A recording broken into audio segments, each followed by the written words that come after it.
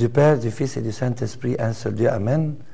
Chers téléspectateurs, ce sermon en deux parties qui aborde le sujet du mariage chrétien. Avec qui vais-je me marier s'adresse plus particulièrement aux jeunes. Dans cette seconde partie, nous allons nous intéresser aujourd'hui au thème suivant: le mariage est un mystère, extrait de la 20e homélie de Saint Jean Chrysostome sur l'épître de Saint Paul aux Éphésiens.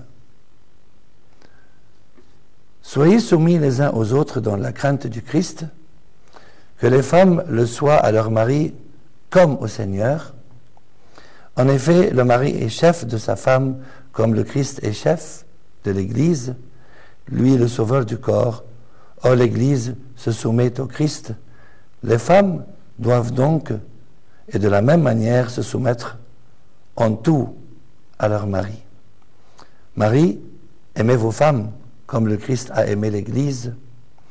Il s'est livré pour elle afin de la sanctifier en la purifiant par le bain d'eau, par la parole, car il voulait se la présenter à lui-même, toute resplendissante, sans tache, ni ride, ni rien de tel, mais sainte et irrépréhensible. De la même façon, les maris doivent aimer leur femme comme leur propre corps. Aimer sa femme, c'est aimer soi-même. Car nul n'a jamais haï sa propre chair, on la nourrit, au contraire, et on en prend bien soin. C'est justement ce que le Christ fait pour l'Église. Ne sommes-nous pas les membres de son corps? Voici donc que l'homme quittera son père et sa mère pour s'attacher à sa femme, et les deux ne feront qu'une seule chair. Ce mystère est de grande portée, je veux dire qu'il s'applique au Christ et à l'Église. Bref, en ce qui vous concerne, que chacun aime sa femme comme soi-même et que la femme révère son mari. Épître de Saint Paul aux Éphésiens, chapitre 5. 1. Le sens de l'amour. Tu veux que la femme t'obéisse, comme l'Église au Christ? Veille donc sur elle, comme le Christ sur l'Église. Fallut-il donner ta vie pour elle, être déchiré 1000 fois, tout souffrir, car avant de te dévouer pour ta femme, tu t'es uni à elle, tandis que le Christ s'est immolé pour une Église qui le fuyait et le haïssait. Fais donc pour ta femme ce qu'il a fait pour celle qui le repoussait, le détestait, le méprisait et l'insultait. De même, quand ta femme ne te témoignerait que dédain, mépris, insolence, il ne tient qu'à toi de la ramener à toi à force de bonté, d'amour et de tendresse. Par la crainte, on peut lier les mains à un serviteur, mais la compagne de ta vie, la mère de tes enfants, la source de ton bonheur, ce n'est point par la crainte, par les menaces qu'il faut l'enchaîner, mais par l'amour et l'affection. Qu'est-ce qu'un foyer où la femme tremble devant son mari? Quelle joie y a-t-il pour l'époux quand il vit avec son épouse comme avec une esclave et non une femme libre? Te ferait-elle souffrir? Ne lui reproche pas, suis l'exemple du Christ. 2. Le Christ aime encore plus. Quelle que soit la femme que vous épousiez, elle ne ressemblera jamais à ce qu'était l'Église quand le Christ l'épousa. Pourtant, le Christ ne prit point en horreur cette effrayante laideur. Voulez-vous savoir jusqu'où allait sa difformité? Écoutez Saint Paul, vous étiez autrefois ténèbres. Quoi de plus noir que les ténèbres? Vivant dans la méchanceté et l'envie. Néanmoins, le Christ s'est livré pour cette hideuse épouse comme si elle avait été la plus belle, la plus chérie, la plus admirable des femmes. Saint Paul s'en étonnait. À peine quelqu'un m'aurait-il pour un juste. Et encore, alors que nous étions encore pécheurs, le Christ est mort pour nous. Le mariage accompli, il la part, il la baigne, il ne répugne pas à de pareils soins. 3. Qu'est-ce que la vraie beauté? Afin de la sanctifier en la purifiant par le bain d'eau, par la parole, car il voulait se la présenter à lui-même, toute resplendissante, sans tache ni ride, ni rien de tel, mais sainte et irrépréhensible.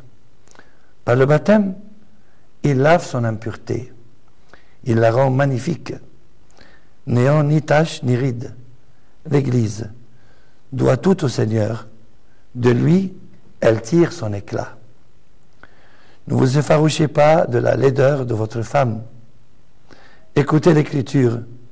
Petite est l'abeille parmi les êtres ailés, et son miel dépasse toutes les douceurs. Votre femme est œuvre de Dieu. La rudoyer, c'est rudoyer son auteur. Recherchez la beauté intérieure, imitez l'époux de l'Église. La beauté physique est une source intarissable d'orgueil et de vanité. Elle nous charme, oui, pour 1 mois ou 2. 1 an tout au plus, après c'est fini. L'habitude calme notre ravissement, tandis que les maux engendrés par la beauté subsistent, l'orgueil, la vanité, l'arrogance. Rien de tel pour les attraits d'une autre nature. L'amour légitime qu'ils inspirent si justement garde sa force, attachée à la beauté de l'âme, non à celle du corps. Si jolie soit la femme de votre rêve, une maladie suffit à détruire ses charmes. Aussi, dans une femme, cherchons la bonté, la modération, la douceur qui composent la beauté véritable. 4. L'argent corrompt, que nul n'attende des trésors de sa femme. Ne songez pas aux richesses en vous mariant. Ceux qui veulent s'enrichir tombent dans la tentation, dans les convoitises insensées et funestes, dans les pièges, la perte et la ruine. Qui, dites-le moi, négligerait l'essentiel pour s'occuper de choses vaines? Hélas, que de fois pourtant nous succombons. Avons-nous un fils? Nous ne nous inquiétons pas d'en faire un honnête homme, mais de lui trouver une riche épouse. 5. Rien ne peut être mieux. Que chacun de vous aime sa femme comme lui-même, mais que la femme révère son mari. Oui, c'est un mystère, un grand mystère, qu'on oublie son père, celui par qui on a été élevé, qu'on oublie la mère par qui on a été enfanté dans la souffrance, pour s'unir à une femme que l'on n'a jamais vue et de la préférer à tout, mais que le mari ne la méprise point, qu'il fasse de la tendresse le contrepoids de l'obéissance. 6. La petite Église. Notons que saint Paul n'a pas dit « et habitera avec elle », mais il a dit « s'attachera à elle », c'est-à-dire qu'il s'agit d'établir une union intime ainsi qu'une vive tendresse entre l'époux et l'épouse. 7. Moi, une expression maudite. Qu'aucun de vous ne cherche à se marier avec une femme plus riche que lui. Mieux vaut la choisir pauvre. Une femme riche vous apportera moins de jouissance par sa fortune que de tourments par ses insultes. Elle dira peut-être « je m'habille à mes frais ». Que dis-tu là? Tu t'habilles à tes frais? Quel scandale! Ton corps ne t'appartient plus et tu fais tienne les richesses? Vous n'êtes qu'un même être, une même vie, et vous dites encore « c'est à moi ». Parole exécrable et criminelle, satanique pensée. Dieu nous a rendu communes des choses plus nécessaires que les richesses, et celles-ci ne le sont point. Les biens les plus importants nous sont communs. L'argent seul ne le serait pas.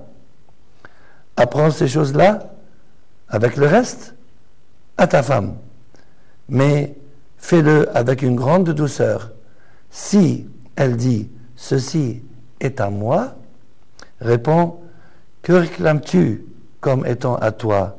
Je l'ignore, je n'ai, moi, rien en propre. » Si elle dit « c'est à moi », dis-lui « oui, tout est à toi, et moi aussi je suis à toi. » Ce ne sera pas flatterie, mais profonde sagesse.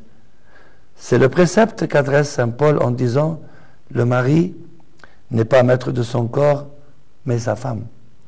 Si je ne suis plus maître de mon corps, s'il t'appartient, l'argent t'appartient plus encore. » Par un tel langage, vous la calmez, vous humiliez le diable. Apprenez-lui donc, par vos discours, à ne plus employer ces mots de tien et de mien. Finalement, 8. Enseignez l'amour. Jamais ne l'appelez pas par son nom tout court. Usez des mots tendres.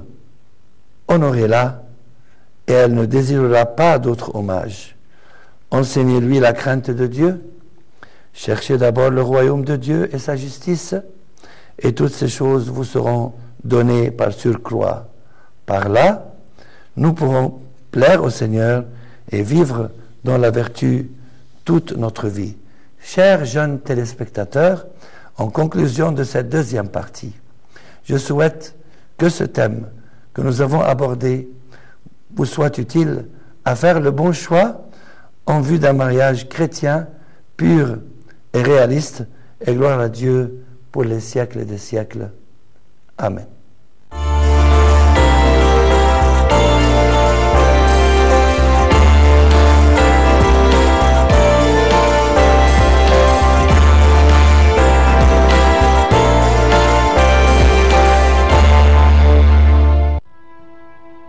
KOK e.V.